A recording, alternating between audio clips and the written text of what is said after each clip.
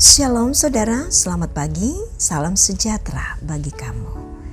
Kembali berjumpa dalam Renungan Harian edisi Rabu 9 Agustus 2023. Saudara, semoga kita tetap berada dalam keadaan sukacita, penuh dengan rasa syukur kepada Tuhan. Mari kembali membuka hati, memberi tempat yang terindah bagi kebenaran firman Tuhan untuk menuntun kita dan menguatkan kita menjalani hari ini. Pagi ini kita akan membaca 2 Petrus pasal 2 ayat 1 sampai ayat 10. Mari mohon pimpinan dan bimbingan Roh Kudus. Kita berdoa. Bapa di sorga, Engkau sungguh baik bagi kami. Kami bersyukur untuk kehidupan dan juga hari baru yang Tuhan siapkan bagi kami.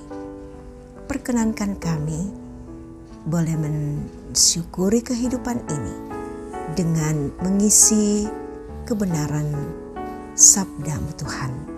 Kami siap untuk membaca 2 Petrus pasal 2 ayat 1 sampai 10. Tuhan, karuniakan kami hikmat dalam kuasa Roh Kudus sehingga kami sungguh-sungguh memahami kebenaran firman. Bersabdalah Tuhan, kami siap mendengar. Amin.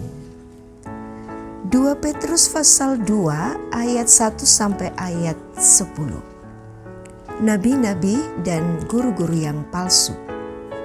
Sebagaimana nabi-nabi palsu dahulu tampil di tengah-tengah umat Allah, demikian pula di antara kamu akan ada guru-guru palsu. Mereka akan memasukkan pengajaran-pengajaran sesat yang membinasakan. Bahkan mereka akan menyangkal penguasa yang telah menebus mereka dan dengan jalan demikian segera mendatangkan kebinasaan untuk diri mereka. Banyak orang akan mengikuti cara hidup mereka yang dikuasai hawa nafsu, dan karena mereka jalan kebenaran akan dihujat. Dan karena serakahnya guru-guru palsu itu akan berusaha mencari untung dari kamu dengan cerita-cerita isapan jempol mereka. Tetapi untuk perbuatan mereka itu, hukuman telah lama tersedia dan kebinasaan tidak akan tertunda. Sebab jikalau Allah tidak menyayangkan malaikat-malaikat yang berbuat dosa, tetapi melemparkan mereka ke dalam neraka, dan dengan demikian menyerahkan ke dalam gua-gua yang gelap untuk menyimpan mereka sampai hari penghakiman. Dan jikalau Allah tidak menyayangkan dunia purba, tetapi hanya menyelamatkan Nuh, pemberita kebenaran itu, dengan 7 orang lain ketika ia mendatangkan air bah atas dunia orang-orang fasik. Dan jikalau Allah membinasakan kota Sodom dan Gomora dengan api, dan dengan demikian memusnahkannya dan menjadikannya suatu peringatan untuk mereka yang hidup fasik di masa-masa kemudian. Tetapi ia menyelamatkan Lot, orang yang benar yang terus-menerus menderita oleh cara hidup orang-orang yang tak mengenal hukum dan yang hanya mengikuti hawa nafsu mereka saja. Sebab orang benar ini tinggal di tengah-tengah mereka dan setiap hari melihat dan mendengar perbuatan-perbuatan mereka yang jahat itu, sehingga jiwanya yang benar itu tersiksa. Maka nyata bahwa Tuhan tahu menyelamatkan orang-orang saleh dari pencobaan dan tahu menyimpan orang-orang jahat untuk disiksa pada hari penghakiman, terutama mereka yang menuruti hawa nafsunya karena ingin mencemarkan diri dan yang menghina pemerintahan Allah. Amin. Kebenaran dan kepalsuan, itulah tema kita saat ini. Saudara, pada banyak kenyataan kita sering diperhadapkan dengan 2 hal ini, yakni kebenaran dan kepalsuan. Diperlukan alat ukur yang baik untuk dapat memilah mana yang benar dan mana yang palsu. Alat ukur yang baik menolong kita tetap berada pada jalur yang tepat agar tujuan tercapai dengan maksimal. Firman Tuhan yang kita baca pada saat ini kembali mengingatkan bahwa antara kebenaran dan kepalsuan adalah dua hal yang sering dihadapi dalam kehidupan umat Tuhan.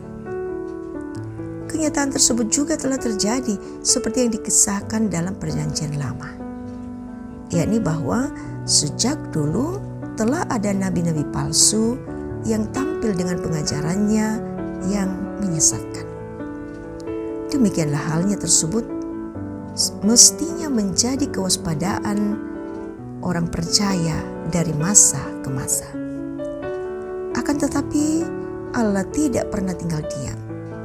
Campur tangan Tuhan sungguh nyata seperti pada peristiwa air bah dan juga pada peristiwa Sodom dan Gomora. Allah menghukum orang-orang fasik dan menyelamatkan hamba-hambanya.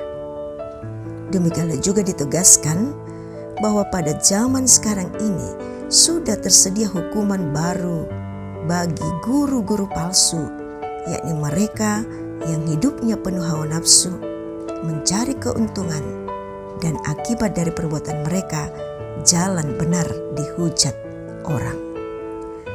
Saudara yang diberkati Tuhan, tantangan yang sama juga mewarnai pelayanan jemaat-jemaat pada masa kini. Di tengah-tengah upaya menuntut umat pada kebenaran Allah, terdapat juga orang-orang yang membawa pengaruh dengan berbagai cara yang kemudian membuat orang lain ikut terseret mengikuti jalan yang menuju pada kehancuran. Masa depan menjadi suram, kejahatan makin meningkat, situasi makin tidak terkendalikan. Tentu kita tidak menginginkan hukuman Tuhan yang telah tersedia bagi yang tidak mengikuti jalan Tuhan. Kasih setia Tuhan selalu tersedia bagi yang mau datang kepadanya untuk memohon pengampunan dan petunjuknya. Roh Kudus menolong kita. Amin. Mari kita satu dalam doa, kita berdoa. Ya Tuhan, kami sadar bahwa dalam kehidupan ini kebenaran dan kepalsuan selalu berjalan dan selalu ada di hadapan kami. Tetapi kami memohon ya Tuhan dalam kuasa Roh Kudus-Mu, perkenankan kami mengenal benar tentang kebenaran-Mu. Dan biarlah kebenaran-Mu sungguh-sungguh menuntun kehidupan kami, sehingga kami berada di dalam kasih setia-Mu untuk selama-lamanya. Tuhan, kami serahkan seluruh kehidupan kami, aktivitas kami, rencana-rencana kami untuk hari ini. Kasih Tuhan akan memenuhi dan memelihara kami, menjaga hati kami, pikiran, perkataan, dan perbuatan kami. Semoga semuanya boleh berkenan di hadapan Tuhan. Dalam segala kondisi kami, baik itu kesehatan kami, baik itu pekerjaan kami, kondisi dalam rumah tangga kami, kondisi dalam segala pelayanan kami tetap pertaruhkan dalam tangan kasih-Mu, Tuhan Yesus, bersama-sama dengan kami. Tuhan Yesus dipermuliakan. Tuhan, ini penyerahan kami, ini syukur kami kepadamu. Sendengkan telinga-Mu Tuhan, ampuni segala salah dosa kami. Kami berdoa dalam nama Tuhan Yesus, Juru Selamat kami yang hidup. Amin.